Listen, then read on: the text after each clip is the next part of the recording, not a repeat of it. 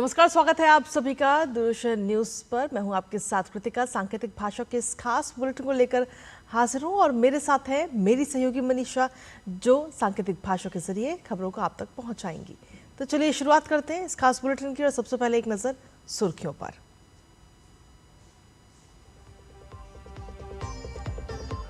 Kota Bundi greenfield airport का शिलान्यास आज प्रधानमंत्री नरेंद्र मोदी करेंगे समारोह को संबोधित। लोकसभा अध्यक्ष ओम बिरला और केंद्रीय उड्डयन मंत्री राममोहन नायडू रहेंगे मौजूद।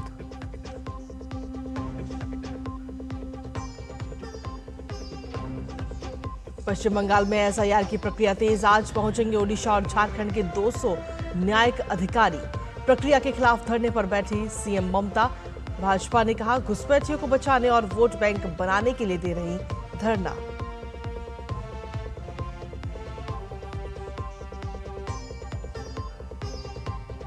नेपाल के आम चुनावों में पूर्व रैपर वालिन शाह की राष्ट्रीय स्वतंत्र पार्टी की बम्पर लीड। शुरुआती रुझानों में 100 से ज्यादा सीटों पर आगे। ओली समेत दिग्गज नेताओं की हालत पस्त।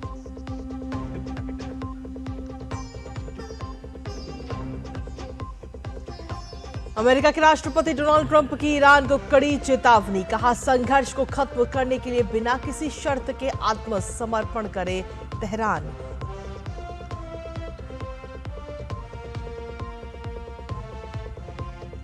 और पर्थ टेस्ट के दूसरे दिन ऑस्ट्रेलिया को जल्द ही समेटने के इरादे से उतरेगी भारतीय महिला टीम। पहले दिन ऑस्ट्रेलिया ने 96 रन पर गंवाए 3 विकेट।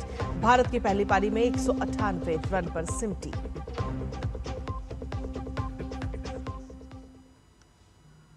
तो ये थी प्रमुख सुर्खियां और अब बात खबरों में विस्तार से। सबसे पहले बात कोटा के ग्रीनफील्ड एयरपोर्ट की।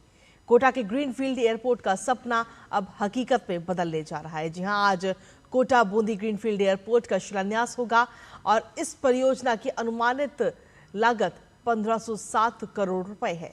प्रधानमंत्री नरेंद्र मोदी शिलान्यास कार्यक्रम को संबोधित करेंगे, तो वहीं लोकसभा अध्यक्ष ओम बिरला, मुख्यमंत्री भजनलाल शर्मा और केंद्रीय नागरिक उड्डयन मंत्री राममोहन नायडू भूमि पूजन एवं शिलान्यास के दौरान वहां पर मौजूद रहेंगे। साथ ही आपको बता दें कि राजस्थान सरकार ने A321 श्रेणी के विमानों के संचालन के लिए उपयुक्त ग्रीनफील्ड हवाई अड्डा विकसित करने के लिए 440.06 हेक्टेयर भूमि हस्तांतरित की है। इस परियोजना में 20,000 वर्ग मीटर क्षेत्र में एक टर्मिनल भवन का निर्माण किया जाएगा, जो व्यस्त समय के दौरान 1000 यात्रियों को संभालने में सक्षम होगा और जिसकी प्रति वर्ष यात्री वहन क्षमता 20 लाख होगी। केंद्रीय गृह मंत्री अमित शाह आज उत्तराखंड के दौरे पर रहेंगे, जहां वो कई कार्यक्रमों में शिरकत करेंगे। उत्तराखंड सरकार के 4 वर्ष पूरे होने के अवसर पर नूतन न्याय संहिता विषय पर राज्य स्तरीय प्रदर्शनी का भी उद्घाटन व अवलोकन अमित शाह आज करेंगे। इसके बाद वो भाजपा कोर कमेटी की बैठक में भी हिस्सा लेंगे।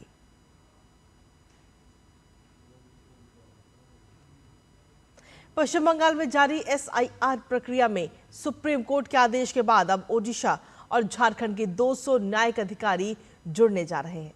तार्किक विसंगतियों को दूर करने के लिए कोलकाता हाईकोर्ट के न्यायिक अधिकारियों के साथ ये अधिकारी सोमवार से बंगाल के अलग अलग जिलों में काम करेंगे। और इस बीच ममता बनर्जी एक बार फिर से इस प्रक्रिया के खिलाफ धरने पर बैठ गई हैं। बीजेपी ने ममता बनर्जी और टीएमसी सरकार पर घुसपैठियों के समर्थन और संरक्षण का आरोप लगाया है।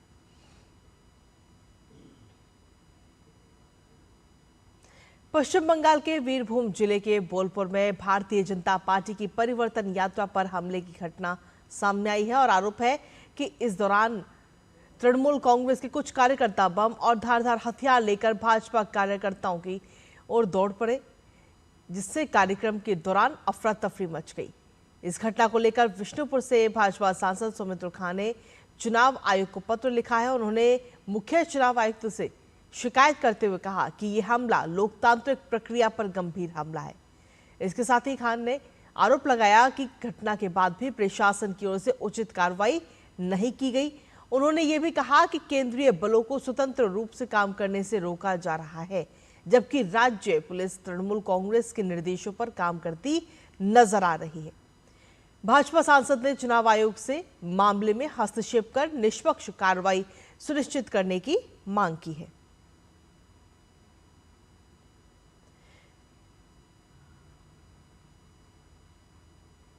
और वहीं वीरभूम जिले के किरनाहर में भी परिवर्तन यात्रा के दौरान तृणमूल कांग्रेस के ऑफिस में भाजपा और तृणमूल कार्यकर्ताओं के बीच झड़प हो गई।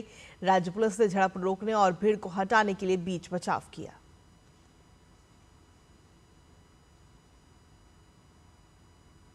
अमेरिकी राष्ट्रपति डोनाल्ड ट्रंप ने साफ कर दिया है कि ईरान के साथ संघर्ष को खत्म करने का एकमात्र तरीका यह है कि तेहरान बिना किसी शर्त के आत्मसमर्पण करे।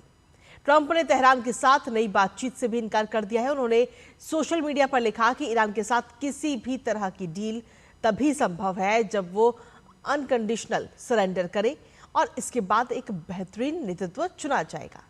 ट्रंप ने यह भी वादा किया कि अगर तेहरान ईरान के सर्वोच्च नेता अयातुल्ला अल खमेनी की जगह किसी ऐसे व्यक्ति को नियुक्त करता है जो उन्हें स्वीकार्य हो, तो वो देश की अर्थव्यवस्था को फिर से खड़ा करने में मदद करेंगे।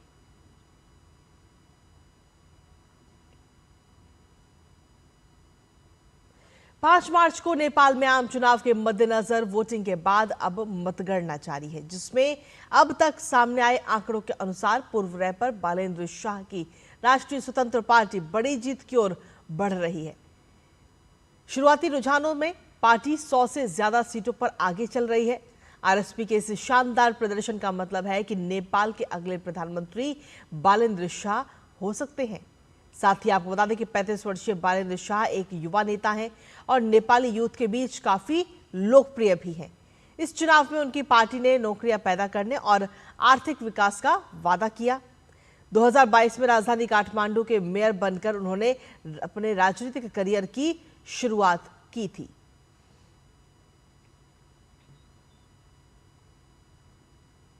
और इसी के साथ फिलहाल सांकेतिक भाषा के इस खास बुलेटिन में मुझे, मेरी सहयोगी मनीषा और हमारी पूरी टीम को दीजिए अनुमति। नमस्कार।